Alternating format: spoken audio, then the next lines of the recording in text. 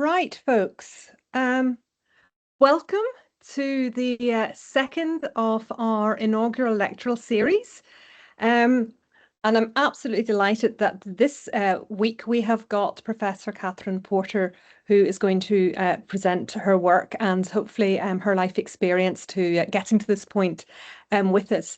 But as I said in my first introduction, these are really wonderful opportunities for us to welcome into the professoriate at LUMS our new professors, either through promotion or through appointment to the school, and to have the ability to showcase some of the really exciting and cutting edge research that our professors have been conducting.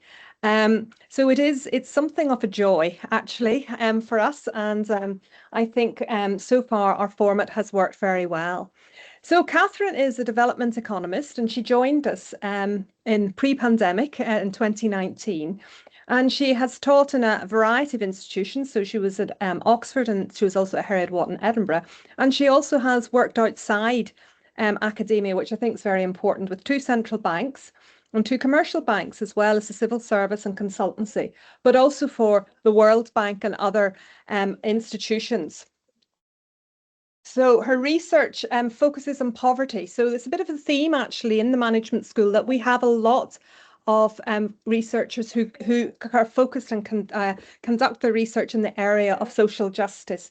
So she is looking very much at poverty and wondering and looking and understanding about the role that policies play in poverty and to help people try and overcome the potentially adverse consequences of that policy.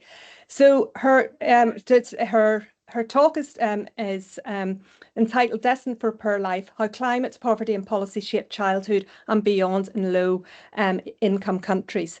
So Catherine's going to talk or speak to us for about 45 minutes. Then we'll have an opportunity for question and answer session, which will be facilitated by Professor Maria Piacentini, our Associate Dean for Research.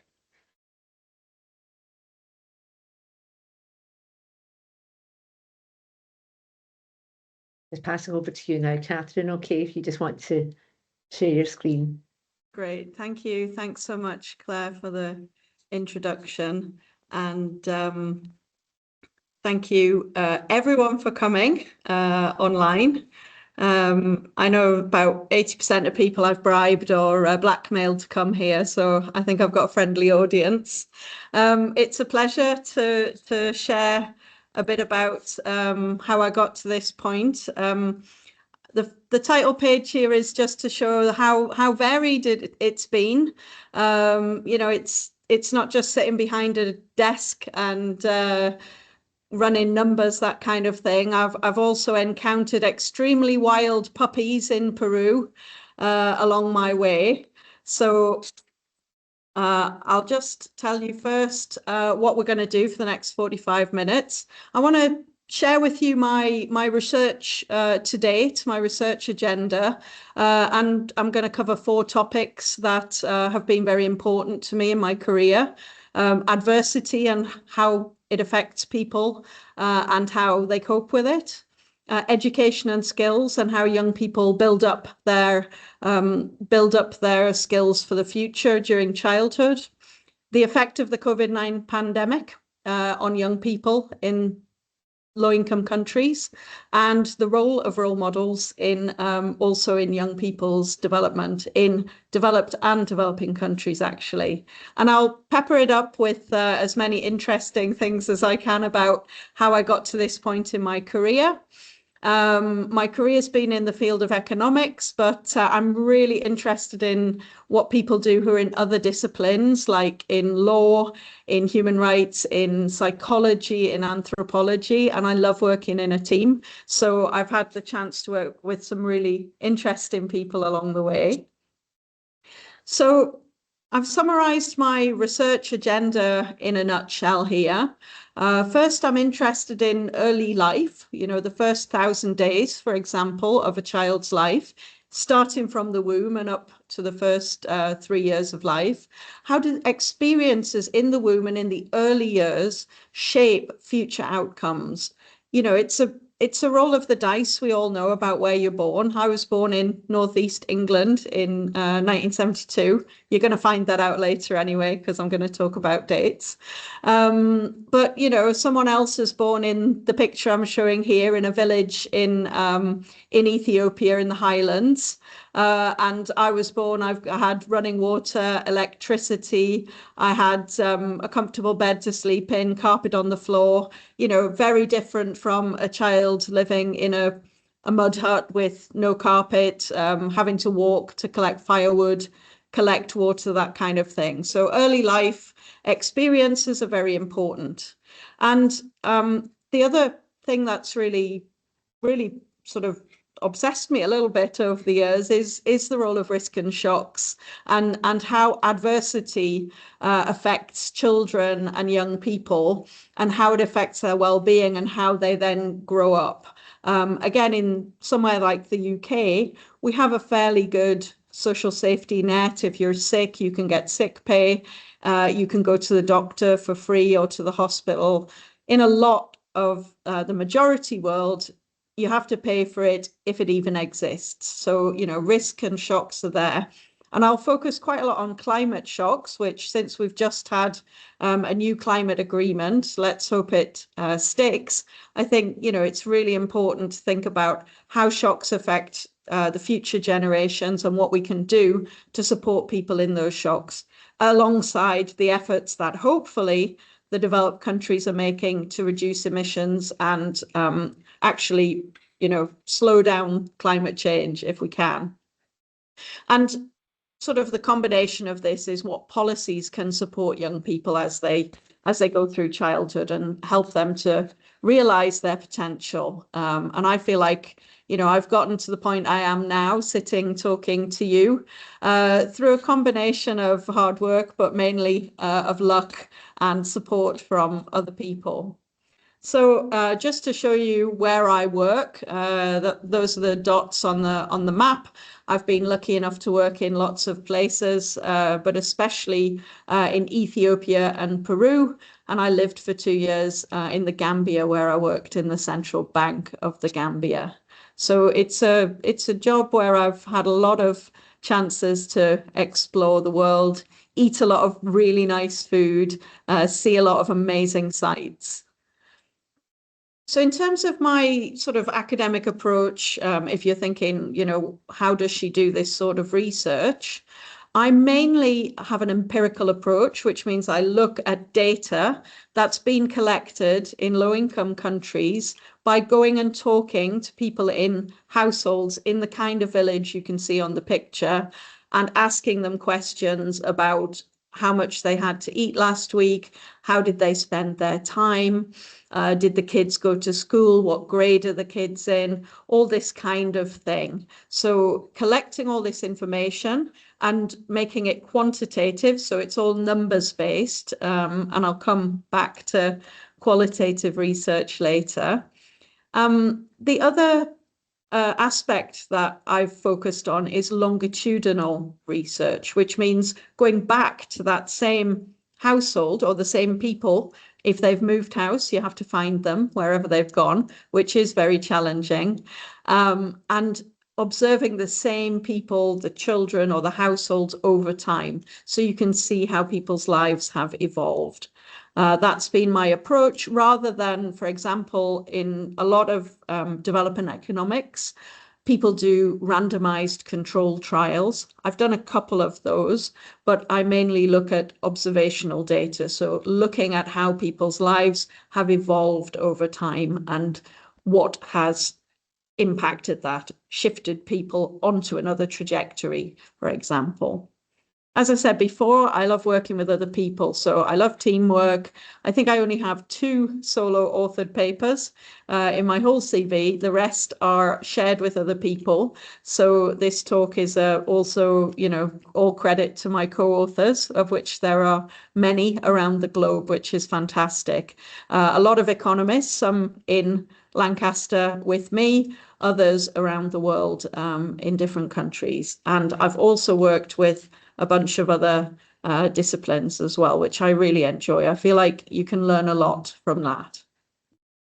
So we were talking just before everyone was let in. At the last lecture, there was some music playing, and I said, "Oh, you know, we can play Band Aid, but you know, it's not yet Christmas time. It's still November, so we didn't put a Christmas Carol on." But you know, my sort of origin story, a lot of it is around Band Aid and the Live Aid concert, and it's all been in the news this week because it's the 40th anniversary of the song. They've re-released the song.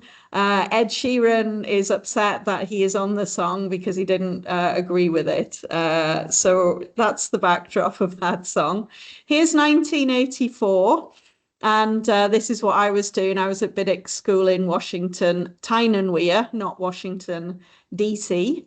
And I am in the front row on the left. That's me in Form 2H in 1984. So little me was watching the news and seeing that on the BBC they showed these really harrowing pictures of Coram. It is in Ethiopia. Michael Burke with his haunting opening lines about dawn breaking and the horror of the famine.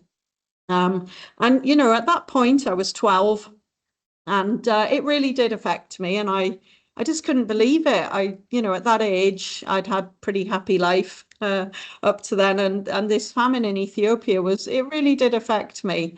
And you know, I was a big fan of the song at the time. Of course, now I understand how much more problematic it is, but at the time, it really got me going. Anyway, so I did my schooling, did my A levels, and then I did a degree at Bangor University in German and economics. I have to admit that German was my real passion, but I did do economics as a combination in order to do something useful. And then luckily for me, that took me to do some work experience in Citibank in Düsseldorf. And then after I finished the degree, I worked for almost 2 years with another investment bank, JP Morgan, in Frankfurt and then in Paris. So I was wearing the high heels and power suits at that time, and doing macroeconomics, which not a lot of people know who work with me at the moment. So yes, I've been to a macro lecture today and it brought back happy memories. I then went and did an MSc in economics at Bristol University. And there I was introduced by Sonia Balotra to the topic of development economics, and I learned about how economics could be applied to the low income context. So it's not all about banking and inflation. It can also be about nutrition, education, health, water and sanitation, all things that I'm really passionate about. And suddenly things sort of started to fit together as I was doing that. In the meantime, I'd started applying for jobs for finishing my MSc. And I landed a job at the Bank of England, which was excellent. And got to the Bank of England and then thought, oh my goodness, what am I doing? And I actually quit this lifetime job. If you'd seen my dad's face when I said I was giving up a permanent civil service position and getting a short-term research assistant job at Bristol University. Yeah, I mean, it's turned all right in the end, but there was a moment where people were thinking, what is she doing? So while I was at Bristol, I'd also applied for something called the ODI Fellowship, which sends young economists with a master's degree to the civil service of developing countries, low-income countries. And I was sent to the Central Bank of the Gambia. And that was life-changing. I had an amazing 2 years there. I achieved very little in terms of policy, I think, at the bank. I taught a lot of people how to use Excel, which is a great achievement. But the job description about the balance of payments and monetary policy was not really what it was all about. But I met a lot of lovely people. I learned Wolof, which is a highly useful life skill. Usen Doeth, the singer, sings in Wolof, so it's useful for that. And then I finished my fellowship and went to DFID, Department for International Development, UK Civil Service in London, which has now become the FCDO, the Foreign, Commonwealth and Development Office. And while I was at DFID, I started to work on something called vulnerability. And vulnerability is thinking about who would be poor in the future. How do we predict which people are going to need assistance? And I had to commission some research from an academic to do this. And at that point, I put out the advert closed, we sifted through people, and then suddenly I got this phone call from an academic in Oxford called Stefan Durkon, who said to me, "I'm so sorry, I've missed the deadline. I've got like the perfect application for you."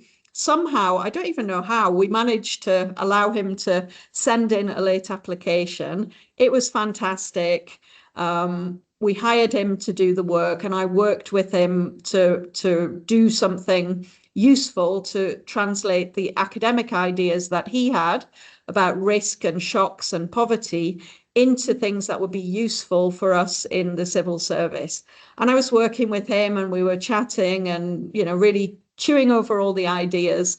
And I said very wistfully to him, "Oh, I really wish I did this kind of thing. I don't really think I'm a civil servant at heart."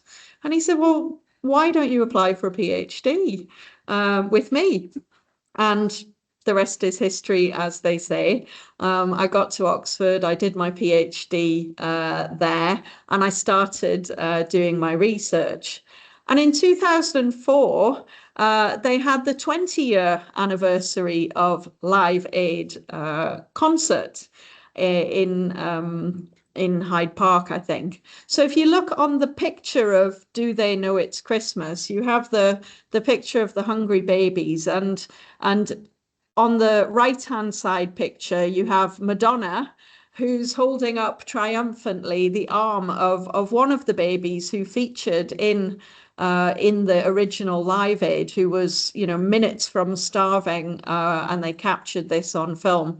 Her name is Burhan Waldo, and you know, she's turned out to be a, you know, a successful and healthy young woman in the picture. And you know, this is something I thought about and thought, well, I wonder what are the long-term consequences of this famine and what happened to all those kids. And, you know, a lot of them did die. There were millions of people who died during the famine, but what happened to the survivors? So, yeah, I started researching the topic of adversity and thinking about how people cope with risks and shocks.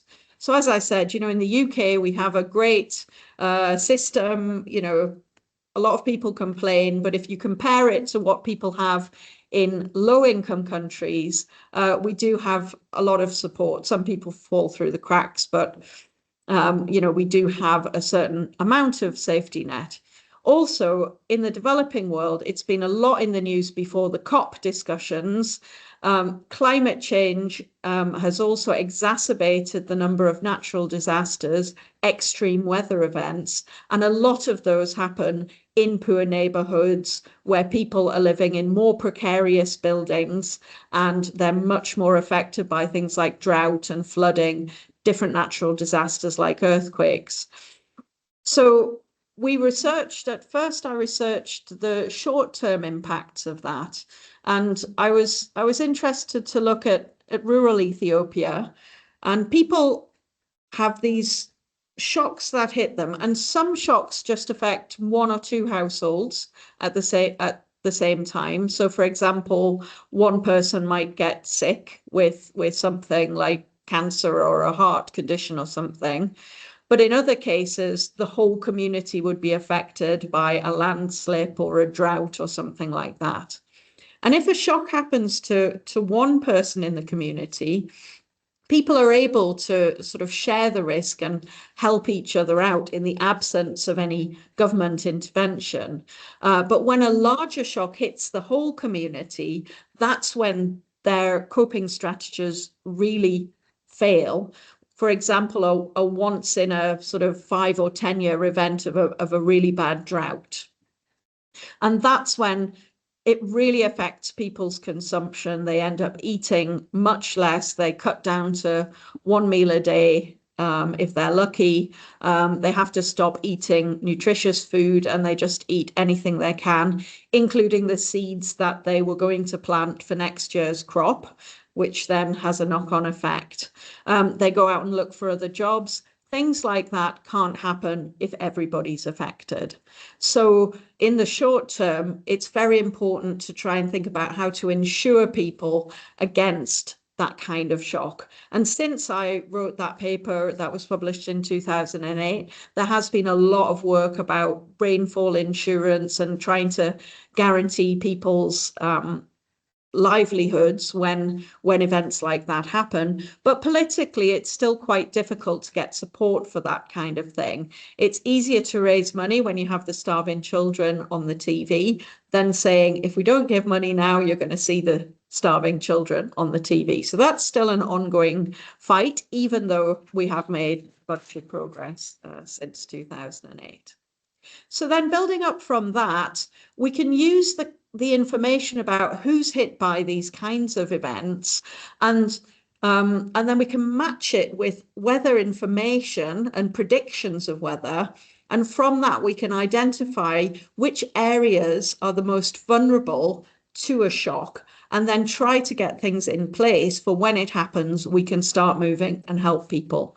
So the map, that's a map of Ethiopia, and the darker shaded regions are the ones which at the time I did that study in 2017 were going to be the most affected. So I did quite a bit of research. I worked with Ruth Hill from the World Bank on that, and we went to Ethiopia. We had discussions with policymakers and donors to try and get this more forward-thinking approach to a rainfall kind of insurance for people based on the government and not just their own systems, which were failing. I did a very technical paper with a really nice person called Emily White, which led to my, I think, most uninspiring and long paper title, The Development of Vulnerability Functions, relating household poverty incomes to crop failures in Ethiopia, with the prospect of developing a probabilistic catastrophe risk model. And it's also, for some reason, my least cited paper. But it was fun to do it anyway. So the next sort of progression from thinking about the short term and thinking about predicting short term is going back to this idea of what happens in the longer term. So the Ethiopian famine happened in 1984. We were lucky to have information on people who'd been followed longitudinally in Ethiopia, the Ethiopian Rural Household Survey, and they'd been followed up to 2004. So I was able to use that data secondhand because my supervisor, Stefan, had been involved in collecting that data. So then we investigated the children who were very young during the famine. And what we did was we compared them with their older siblings who were kind of beyond that vulnerable stage by the time the famine hit. I mean, still a lot of people died, but we just compared older and younger children because we wanted to see this vulnerable group aged 12 to 36 months. And what we found was they were actually almost 5 centimeters shorter, and we attribute that to the shock.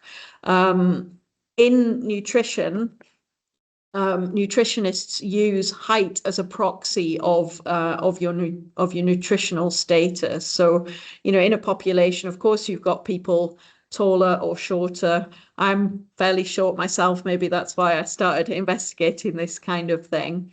But depending on your growth potential, the amount of good nutrition you get as a child can affect your height. So you can see it across time, you know, as countries get better off, their populations get taller. In general, we see that better off countries have taller populations than worse off countries. That's not always the case, but it's sort of generally the case.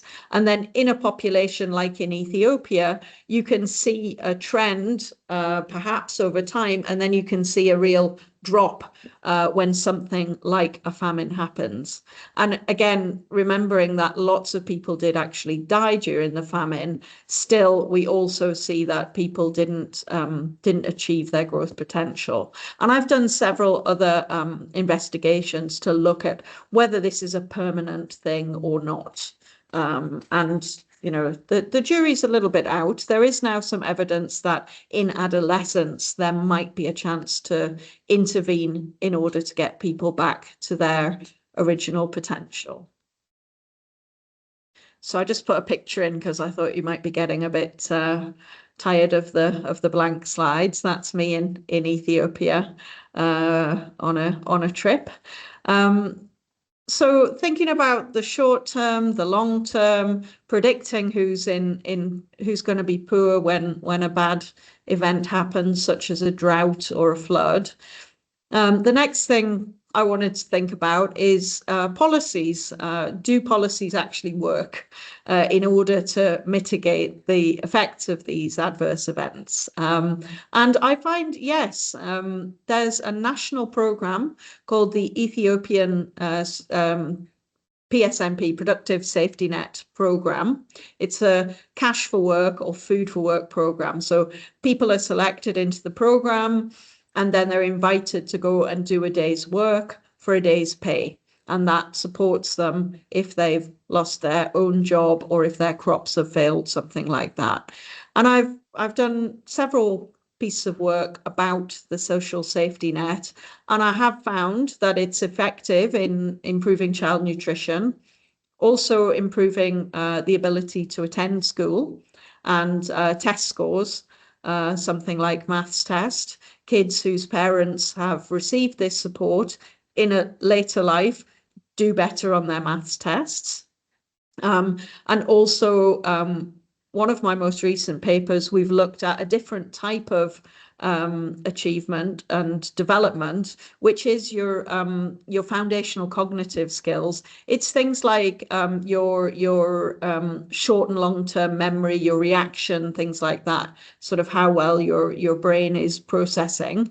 Measuring this is actually really fun for kids because they get to play on a tablet and dots appear and disappear and they have to tap on the dot. Anyway, we found that, again, if kids were affected by a shock, such as a drought in their early childhood, and then received the program, the safety net program, they caught back up with those who were not affected by the drought. So that's really good news. And, you know, the program could be a lot better, I think, but still we did find that it had these positive outcomes. So that's a summary of my sort of PhD research themes and thinking about, you know, those types of adversity, and I've continued to work on that all through my career. And then since then, I've been very involved in a project called Young Lives since I finished my PhD. They offered a grant of £2,000 to write a paper using their data, and myself and a friend of mine who was also doing a PhD at the time, Karen Heisler, we wrote a paper together about Young Lives data, and it was great fun and kind of hooked me in. And then they advertised a job as research officer, and so I was involved in conducting field work for Young Lives. And I'd been a friend of the project, and then I was brought back in around 2019, just when I joined Lancaster. I was brought into Young Lives to help with going to the field, and we were going to do a big survey in 2020 in person, and you can imagine what happened. And then I ended up, cut to 2021, I actually became director of the Young Lives programme. In the meantime, I did a postdoc. I was a lecturer at what university. And as I say, I joined Lancaster 2019 and I got my promotion in 2022. Here I am today giving the lecture. I wanted to just give a little bit of a background about Young Lives. I know lots of people who know me will have heard me talking about it. I didn't start this. I came into it, as I say, when the children were 8 years old. If you look across the top there, the person who conceived it was at DFID, and she was inspired by a program called 7 Up, which some people might have heard of. It was on ITV, I think. It filmed children aged 7 from different backgrounds in Britain. And then it went back 7 years later and filmed them at 14 and at 21, 28, and so on. And so it's a similar idea. Go and visit children age 1. Ask them about, ask their parents and their households about what's going on. Go back at age 5, age 8, etc. And at that time, I was... they were aged 8 when I joined, and by the time I left, we just finished collecting the 7th round of data in 2023. So it's a very long-running project. It's in 4 countries: Ethiopia, India, Peru, and Vietnam. And I've done a lot of research, and I've been part of a really lovely team, the Young Lives team, of which I think a few people are even here today. So that's the background of Young Lives. And it's also, as the children have aged, I've also kind of wanted to research what's been happening with them. So I've had a great interest in education and in skills development. I've looked at public policies. We saw earlier that the safety net has improved children's learning outcomes. We've also looked into work in Peru at a school day program, which also affected children in a positive way, despite it being a government program, which is good news. And I wanted to pay tribute to my co-author and friend, Jorge Aguero, who sadly passed away last year and hasn't seen our paper come out. It hasn't come out yet. That's the working paper, but we've resubmitted it to a journal, and hopefully we're going to publish it in his memory. I've also looked at the role of the parent, the role of the household in building up children's skills and supporting their education. Again, the context in which we're working, people have very limited resources, so they have to make tough decisions. Sometimes they have to decide, do I want to support one child over another and invest in one child, so to get one through school, and the other one just has to get a job and even sometimes support the child we want to finish school. So that can happen too. So I've done a lot of work that I've really enjoyed, really digging into, how people make these decisions about investment in their children's schooling. So COVID, what a grim topic. I remember when the pandemic hit, I felt a little bit like, all the data work I was doing was on, it was on a world that had changed completely. And the nice thing for me was that I got involved back with Young Lives again, and we decided to do a telephone survey to try and work out what's going on for the kids who've been followed since they were born, and try to understand what was going on for them. And that was very challenging. Because a lot of them, especially in Ethiopia, didn't even have a phone. So the team are absolutely fantastic. The Young Lives field workers, they took, hand sanitizer, mobile phone, mask, and kind of passed the phone to the young person so that they could be spoke to on the phone and asked some questions about how they were getting on. So I have quite a body of work now about the effect of the pandemic on the young people. A lot of things very much in common with people in the UK and the developed world, such as feeling lonely, feeling isolated during the lockdown, but not too much screen time because they don't have screens, not able to keep going with their schooling because they didn't have screens. We also did something I thought was quite innovative. We managed to work out by asking indirectly about physical violence. What we did was we asked people to say how many questions they agreed with in a list. So rather than saying, have you experienced violence, we said, have you been to the shops? Have you done this? Have you done that? Have you experienced an increase in violence in your household? And then all they have to say is, yes, 3 of these things have happened to me. And through some black box magic, we are able to work out exactly the number of people who said yes to that question by doing sort of, some people are asked it, some people are not. What we found was that there was quite an increase in Peru in physical violence in the home. It was already that 1 in 5 girls had experienced violence in the home before the pandemic when we last talked to them. And then 1 in 4 of those people said the violence had gotten worse during the pandemic. So it's very sad, depressing finding, but important to understand that and then try to work. The team in Peru did a lot of work talking to UNICEF and the Ministry of Women and Children to try and get these findings out and try to work with policymakers to do something about it. Mental health was another aspect which I think we have in common between the UK and our study countries in the low-income countries. And now the research agenda is what is the long-term effect of COVID on young people and children.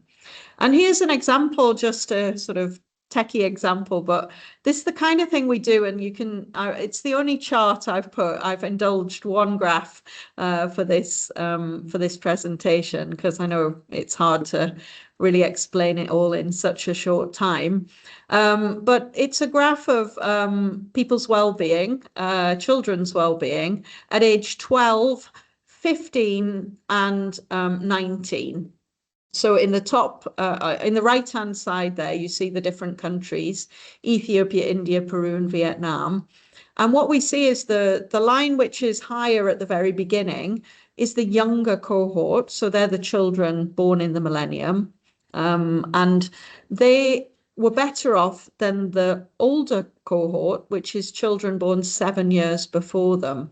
So the gap there in Ethiopia, you see, is quite wide. The younger kids are better off, and then it narrows, and then at the pandemic, it crosses over and they lose their well-being. It might be a little bit difficult to sort of get that from 1 graph if you don't know what I'm talking about. But if you look to the left, the question that we ask them is, imagine a ladder with 10 steps on it. You can do it right now and, write the answer down, and write the answer down when I finish talking. Hopefully you've not gone too far down the ladder by the time 45 minutes is up. So imagine this ladder where the highest rung at number 10 is the best life for you, and number 1 is the worst life for you.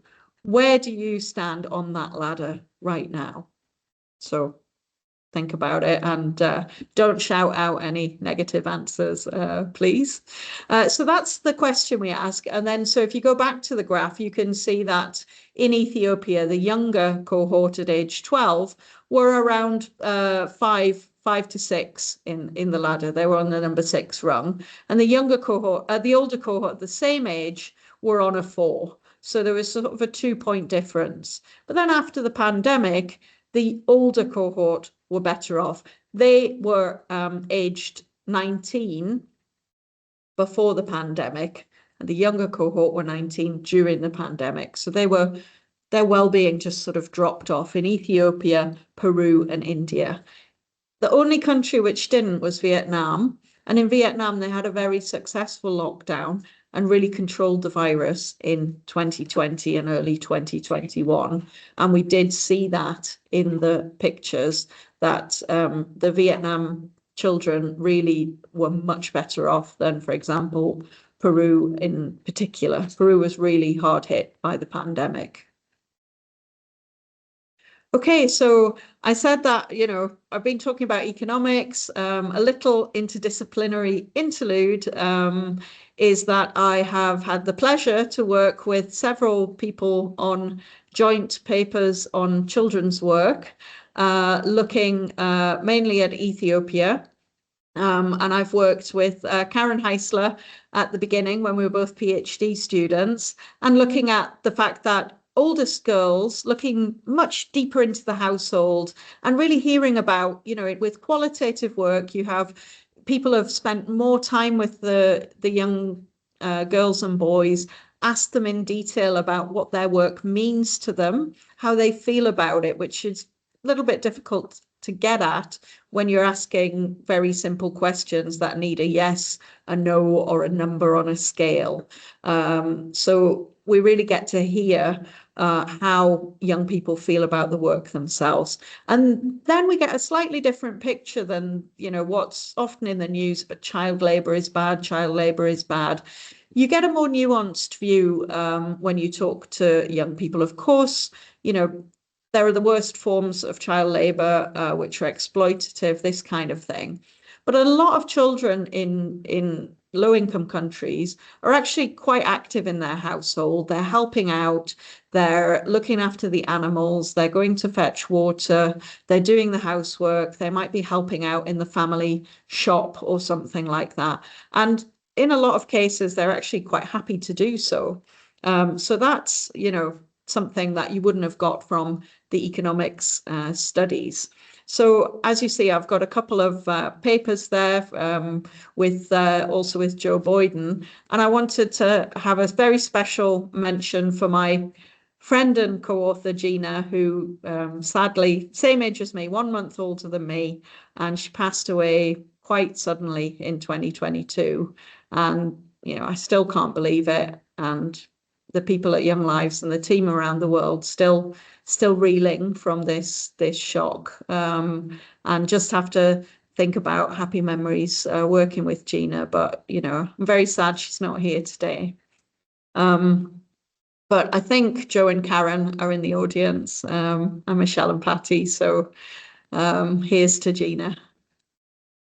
I'll move now to some more work that I've done on role models, and with my own role model, Daniela Serra, who was my PhD housemate and office mate, and we were working on very different things during the PhD, but we came together with her brilliant idea to think about role models, and in particular thinking about why so few women study economics. It's getting a bit better, but still not great.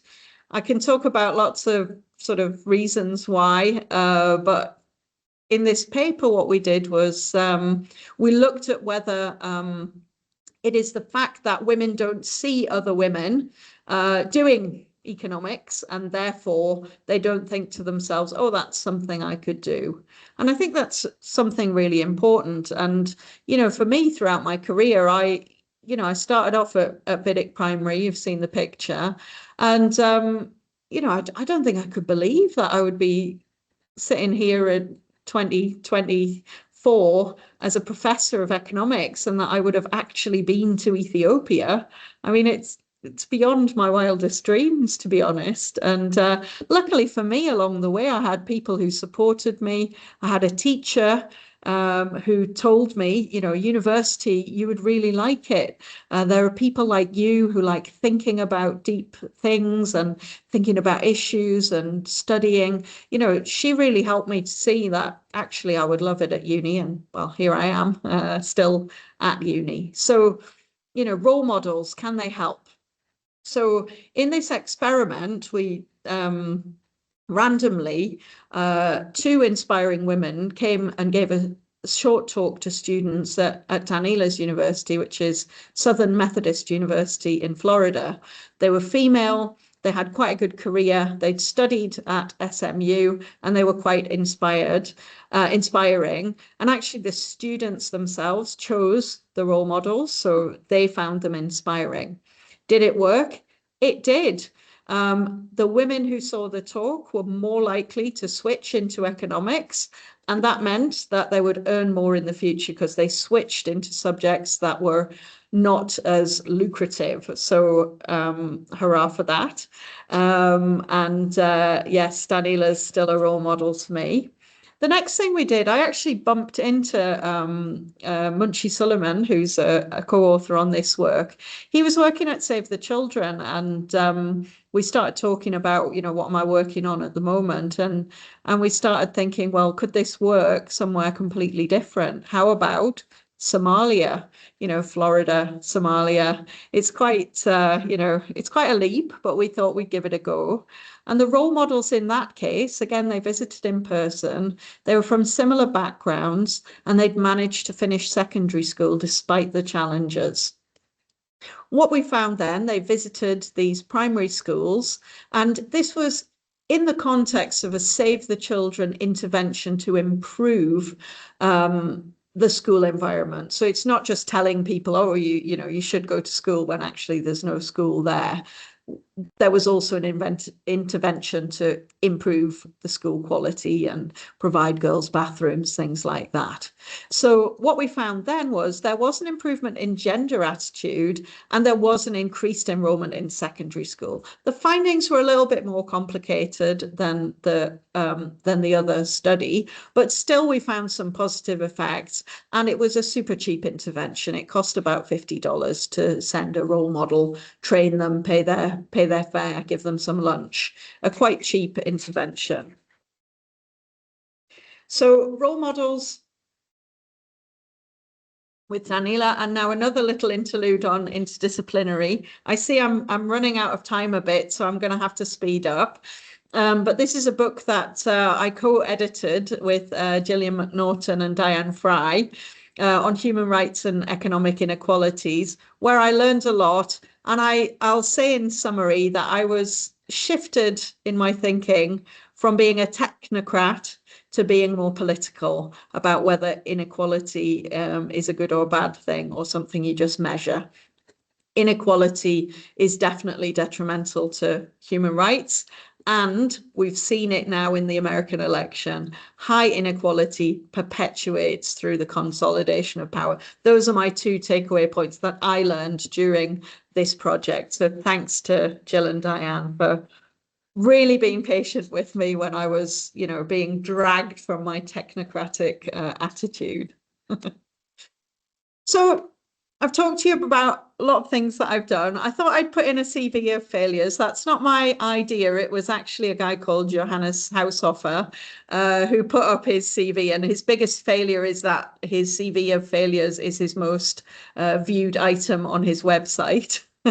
But I just thought I'd share, if younger people are watching, I think some of my PhD students are watching, you think, oh, wow, Kath's done this, Kath's done that. But, a lot of things didn't work out. My most sort of famous failure in my mind is an attempt to try and study the behavior of donors like the World Bank, like DFID, like USAID, UNICEF, all these people who are operating. And the fact that they want to put their flag in a project is sometimes detrimental to the people they're trying to help. And I wanted to look at whether they would coordinate and cooperate. So we went round and talked to all these people and organised an event where we could try to study that. Took a lot of time and effort with Kim Lehrer. In the end, we booked a big room, we ordered the lunch, all this stuff. 3 people turned up out of 100 who were definitely going to come and help us. That was a complete failure. We managed to turn it into a different paper, and we had a completely different idea. The paper's now called Charitable Dictators, has nothing to do with aid. We had to think on our feet because we didn't want to walk away without doing anything. But that was a big failure. The Live Aid paper that I talked to you about, we had to resubmit it 5 times. And every time we thought, are we going to get this? Are we going to get this published or not? The paper with Karen was submitted to 6 different journals. I have a paper now which has been submitted to 6 journals, and we're waiting to hear what the 7th are going to say. Don't talk to me about my numerous unfinished papers on the to-do list. There's one that's still on the cards to finish since 2008, and multiple jobs, etc. And yes, the British Embassy. I had a lovely buffet when I was teaching at the Ethiopian Ministry of Finance, and it did not agree with me. And I was in the car, and you had to wait and have the car sort of security checked. I felt really ill, and basically the moment that we were out of security, I had to open the door and throw up in the rose garden, which is definitely not my proudest moment. I haven't got time to talk about lots of things in this period. I've mainly focused on research, but I've been really lucky to have the chance to do lots of other things like podcasts, like interviews, writing blogs. That picture in the middle is me at the COP in Glasgow a couple of years ago. I really enjoy that side of things. I've had a lot of opportunities to do consultancy work, which brings some money and allows you to make a bit of an impact. So, how lucky is that?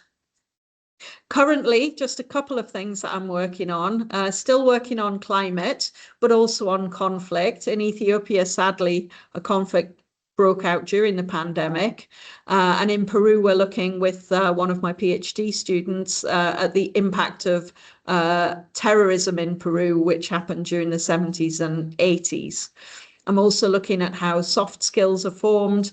And with Daniela, I'm happy to say she's going to be coming to Lancaster, and we're going to be working on looking in the longer term at what happened to the women in that intervention and whether they have now had the successful careers that we were hoping they would have. So Daniela's coming next year to Lancaster, and we'll be working on that. So finally, there's been a lot of talk about AI, and I went to a talk myself today about AI in central banking. So I thought I'll ask ChatGPT to describe my research, describe Catherine Porter's research. So this word cloud is what AI has come up with. And, I'll hopefully my bosses who are watching are not going to think, oh, well, she's replaceable by AI. I then got a little bit, introspective and asked ChatGPT, what is the meaning of Catherine Porter's life?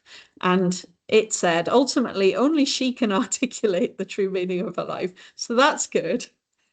But her work and contributions reflect commitment. I hope I do. Well, I'm committed to making the world a better place. Whether or not I've done that, I don't know. I think that I've had a great time with lots of really excellent people. So thanks to everyone for attending and watching. Thanks to the people who helped me in my career. And any questions, I see Maria is asking. Quick last thing, it's my parents' 54th wedding anniversary. Here they are in the Gambia. Happy anniversary, Mum and Dad. Thanks, everyone.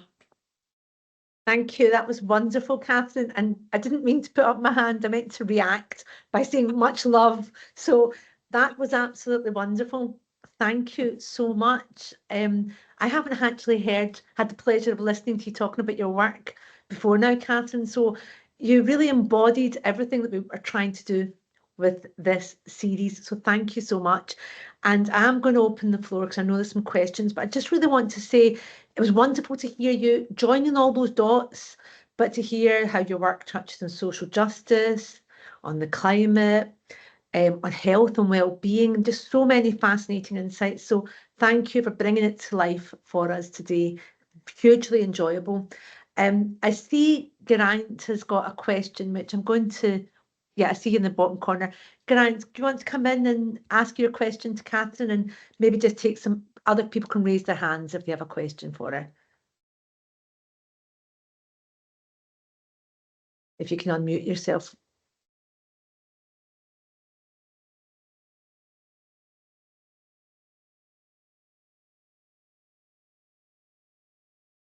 Can you do that, or do we need, is there something we need to do, Sonia, for unmuting maybe?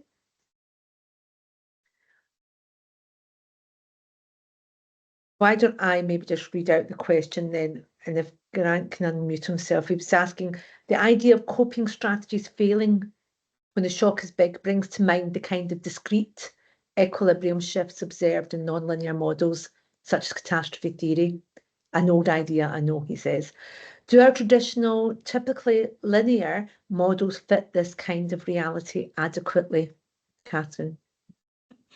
Well, funnily enough, actually, the talk that was this afternoon, which did talk about AI, also talked about these kinds of non-linear models. So, I mean, yeah, I guess let's take that discussion offline, because it might take a bit of time to start getting into those sorts of details. But the answer is probably yes. Good. And Grant, you actually can unmute now if you want to jump in and say anything, or are you happy that I represented you? Yeah, thanks, Maria. It's nice to hear another I'm voice. just putting it in a less geeky way, I suppose. We're not very good in economics at doing tipping points. You know, we're not. We can say that a stock market is too bullish or whatever, but actually predicting when it's going to turn is something difficult. And I was very interested by your observation that in Ethiopia they can cope with a minor drought, but at some point it tips and catastrophe happens. And that's the kind of thing that catastrophe theory looked at. Catastrophe theory is just an old thing in a whole family of nonlinear models, and I suppose the more recent one are neural networks, artificial intelligence generally. And I just wondered how you saw the contribution that artificial intelligence can make to understanding the problems that you study. Fantastic talk, by the way. Loved it. Oh, thank you. Yes, I think AI has a lot to give in this context. You know, the complex data and complex patterns, and the better we can get at predicting, then we still need the political will as well. You know, like I say, there's as much as well as you can predict, you can still often not get people to react until it's too late. So I think there's work to be done on the technical front and on the human front. Great. Okay. Thanks, Catherine. Does anybody else want to say anything or ask any questions? And there's lots of lovely comments in the chat, which you probably can't keep up with. But to summarize, you're inspiring and you're the role model, Catherine. And a lot of people really enjoyed the presentation, I think is fair to say. Oh yeah, I didn't look at the chat, you know. Okay, so unless anybody's got any final words or comments, just keep an eye. Just to really to close up, I just want to say a huge thanks on behalf of the management school for the work you do. Actually, you are inspiring, and this is really a tremendous encapsulation of you and what you do. We have a little I have to give you this, and it's just a token just to mark this event, to put up behind you and add to all your accolades, but really just to say a huge thank you. That was very inspiring and hugely interesting. So thank you so much. And thank you, audience, for coming. This has been a very well attended event. At one point, there was about 7 to 8 people in the virtual room. So thank you all. I think you'd all agree it was a great event. And we can probably use our reactions to try, if we can, and give Catherine a virtual round of applause for her work today. So thank you. Thank you, everybody. And there's details of our next event in the chat as well.